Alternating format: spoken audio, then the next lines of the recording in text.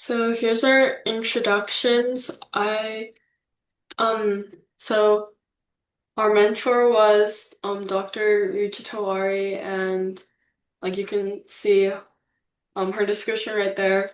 My name's Natalie and I'm a senior at Shrewsbury High School and I'm an aspiring physician's assistant. My name is Anika.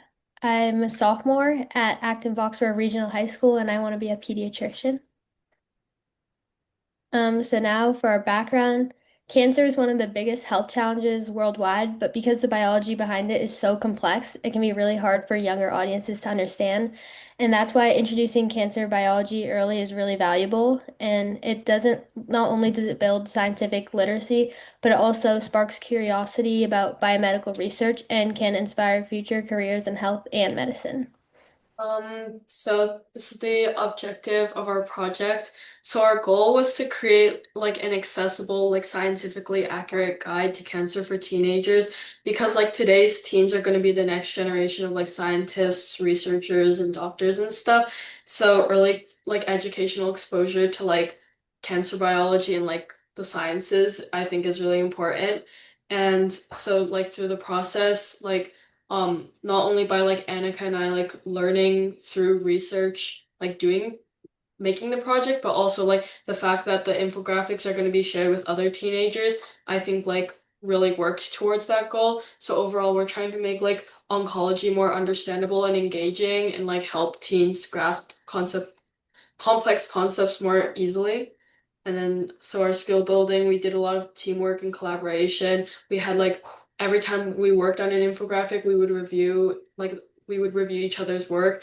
And overall, like we learned a lot about research literacy because like we had to be like selective about what sources we would use for like all of our infographics. Kind of like what Natalie said, we reviewed peer reviewed, sorry, we got information from peer-reviewed literature, government health resources, and oncology tests, and kind of used all the information we got to put it into our infographics. And then we looked at topics like cancer biology, mutations, carcinogens, treatments, patient groups, and clinical trials. And with all the statistics and data we got from that, we also included those in our infographics. And then using this research, we made infographics for 30 different cancers, both solid and blood related. And we covered prevalence, subtypes, causes, risk factors, and then diagnostics, therapies, and key statistics. So the results of our project, we ended up creating like a ton of infographics, as Annika said. So overall, like a comprehensive educational guide in age-appropriate language. So we try to simplify things to make it like easy for teens to understand.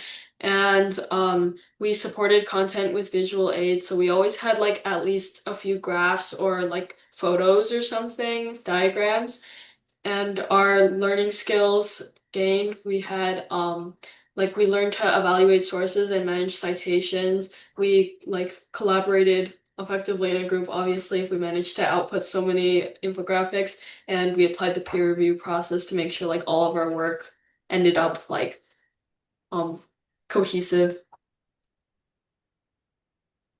Um, this is an example of our upfront like report and our booklet of infographics. And basically we wanted to make all the information easier to understand. So we used infographics and visuals to break down the like tricky stuff in separate sections so it could be more understandable, like in depth. Yeah, and this is just like overall stuff. So it would be like we did ones for like each different type of cancer, but also like these are like obviously like what is cancer and how it grows in general. Like you don't need information about that for each individual cancer. So this is just like the overall infographic that we made. And then for solid cancers, I was in charge of solid cancers. And obviously, like we didn't make just three, but these are three examples. So we so ovarian cancer would be an example of like one that I only needed to make like that doesn't really have that many subsections, so it's pretty straightforward. You can see on the top we had like how common the cancer was and um so we usually started with description, how common the cancer was, survival rates with like a little chart or graph, and symptoms. Usually a key statistic. It wasn't always median age at diagnosis like ovarian cancer was. Sometimes it's like survival rates at different stages. Sometimes it's like percent of cases by stage. So it or like for lung cancer it had like obviously it was important to include that it was the number one leading cause of deaths by cancer. So like big statistics like those. And then we would include like treatments as well. And then at the bottom we always cited our sources. So yeah, that's what I had for solid tumors. Also, like for breast cancer and lung cancer, both of those have subtypes. So lung cancer, because there wasn't too much like to say about each subtype, we just included the two types in the infographic. But for the breast cancer, we made multiple infographics about each different type of breast cancer because like there are many. Yeah. That was similar for the heme malignancies too, which are basically like blood cancers and things like relating that form in the blood. Um, And for example, there were some differences. Like for example, the first one, acute lymphoblastic leukemia, it we were only able to find like relative survival rates. So we put in that, and then for other ones where with more specific was 5-year relative survival, and those differed from each cancer. And we I obviously did the same thing, cited my resources, and then I included the subtypes, the symptoms, treatments and then like just information about it, like how common it is, because that's just some basic information that I feel like a high schooler would understand, and like relative to other cancers, and then diagnosis and ways you can get diagnosed, and then a small description of what it is in more simple terms so student could understand it. So in conclusion, like the educational, we gained a lot of like educational, like there was a lot of educational value to this internship because like it showed us like the importance of science communication and like early research literacy training, and it like prepared like future sci like it prepares teens to be future scientific contributors. And in the big picture, it shows like high school students can engage with complex biomedical topics, like if it's explained well enough. And it was made possible by this like structured mentorship and supported by evidence-based resources. Thank you. Thank you. Thank you, both of you and Richa, for this wonderful, wonderful presentation. Uh, we would, if there are any questions, you're free to ask, or you can even paste it on the chat. It was a wonderful presentation. And the infographics were really, really nice. I'm somebody who works on heme malignancy. I work on acute myeloid leukemia. Uh, so it was nice to see acute lymphoblastic, but it's still a heme malignancy. So in case nobody is asking questions yet, so I would maybe let's see. Okay, so Avanti says really nice presentation and love the graphics for each cancer. So okay, Thank Richa, you you. have I'll just, something? yeah, I would just add a quick comment here. Like, I'm extremely proud of the girls. They have worked very hard. They are super smart. Like, they exceeded the expectations that I had from them.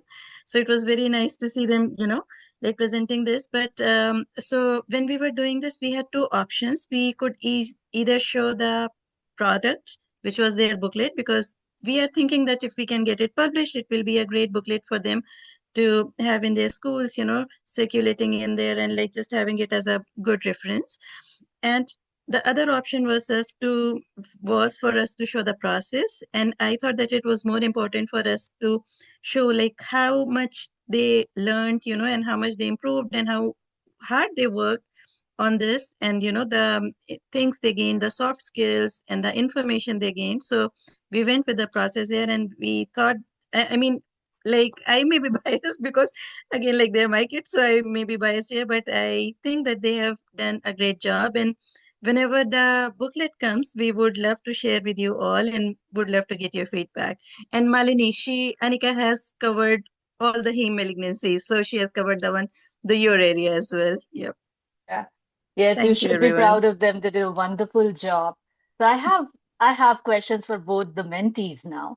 So was what was the one thing you enjoyed the most in this internship? I like the like creating the infographics and like putting all the information together and just like also I liked learning about like each cancer like in relativity to the other ones and like statistics wise like how they were different. So you Yeah. you think this helped you to understand the disease Yeah, better? Yeah. I think it did. Okay. I honestly I like the research process a lot. Like I one of the main resources that we used was SEER, like that database about like cancer statistics, and I feel like it had like a lot of cool information on there and like statistics that I didn't know about and like statistics that you can't really find anywhere else. So I thought that was really interesting. So I think that was my favorite. Amazing. So it's just this is something which is a really important thing you guys did because spreading the word about these diseases, the more you talk about them, the more you are able to break down the facts into simpler, like by simpler means, I think it's useful so that people understand it better.